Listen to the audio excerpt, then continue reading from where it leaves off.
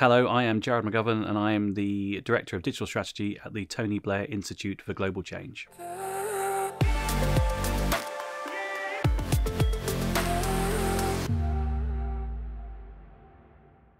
My first ever job was as a sandwich artist at Subway, which didn't really involve technology, but did involve making sure you always cater for the customer needs. And from there, I was very lucky that I started work just as the .com boom was starting. So started at a web design agency, and I've grown through various different roles, whether it be a coder, programmer, head of technology, and all the way through to CIO, CTO. So very varied across a number of different sectors and industries.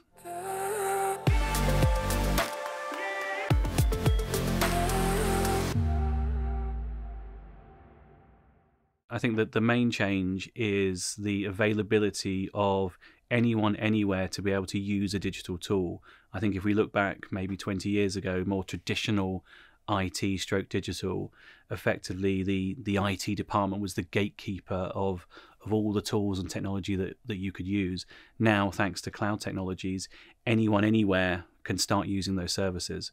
So I think it's very important that as a digital leader, you're aware of that, you're cognizant of what is out there and making sure that you pick the right and make sure you don't pick the wrong solution. It's just because there is a solution out there doesn't necessarily mean it fits with your data requirements, your security requirements. But I think if anything, the pace of change happens so quickly now, you have to be hyper aware of what is available and making sure that you're servicing the needs of your customers.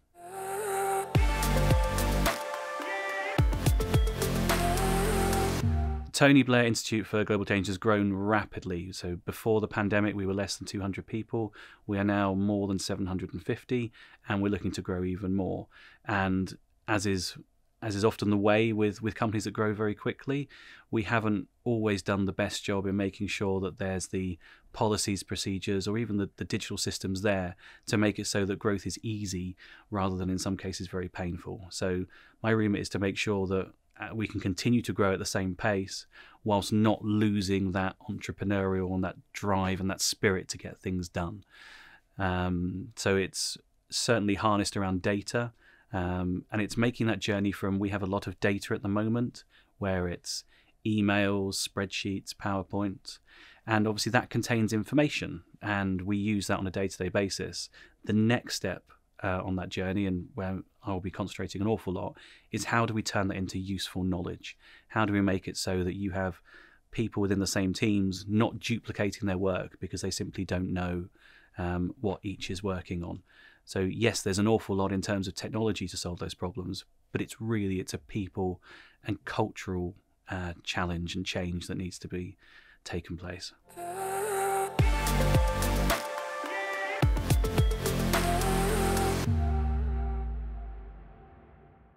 I will say I've enjoyed my time at Guide Dogs immensely. When I started at Guide Dogs, I did not have a dog. I now have one and will probably end up with two. I joined Guide Dogs for a very specific purpose to enable us, again, very similar to TBI, to use data far more effectively. And I spent 3.5 years through the pandemic and out the other side. So I'm very proud, particularly of the work that we did on hybrid working and making sure that I think we all agree that there were some good bits to the pandemic. Yes, overall it was not great, but it certainly taught us that we can do things differently and that at the same time we also value human connection. So making it so that Guide Dogs is now a very different place where it's more about the work you need to do rather than physically where you need to do it. So it was very hard to leave, but there was a real opportunity to work at the Tony Blair Institute for Global Change to do a lot of the things I'd already done at Guide Dogs on a slightly larger scale, on a more global scale, and really be involved in helping various different governments around the world to really enact that change and ultimately help improve the lives of their citizens.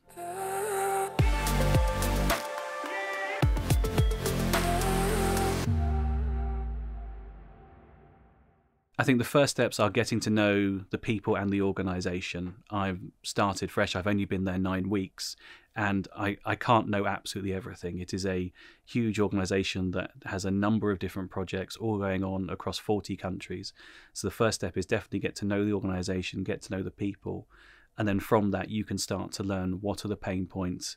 It's very easy to see the very broad structure and the broad description of what challenges are there, but it's about identifying the people who are going to help you on that journey. There's no way you can come into an organization and stamp your feet and start pointing and saying this is what we need to do. You need to build that trust, that authenticity, those relationships, and then from there start to enact that change. But it's definitely a journey.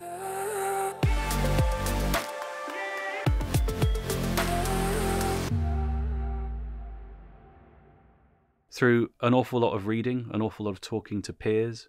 I'm very lucky that I have 2 young daughters who, if I'm not aware of the latest trends of technology, they're definitely going to point me in that direction. But I think it's, first of all, it's the acceptance that you're never going to know everything. You have to make sure that your networks are in place. You are talking to people. You are not an island. You have to make sure that you have that relationships. But also on the flip side, when you discover something new that someone else may not be aware of, it's your duty to share that too. You can't just be a consumer of everyone else's great ideas or finds. You have to contribute that as well.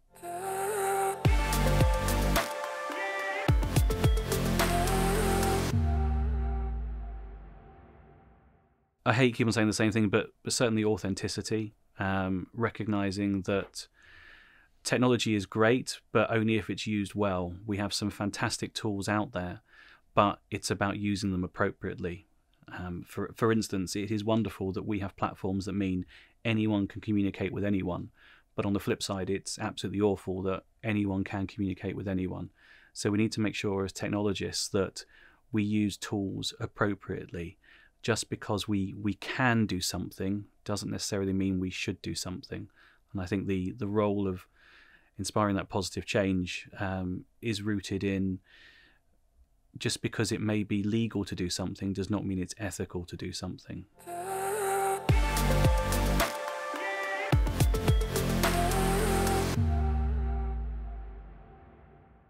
Well, firstly, as we talked about earlier, about how do you discover new trends, how do you discover what's out there? The studio is the perfect environment for that. That regardless of industry, people have come here to collaborate, to share those ideas. So it's a wonderful platform for that. And it's also wonderful to hear from various different people talking about the subjects and the areas that they are very passionate about.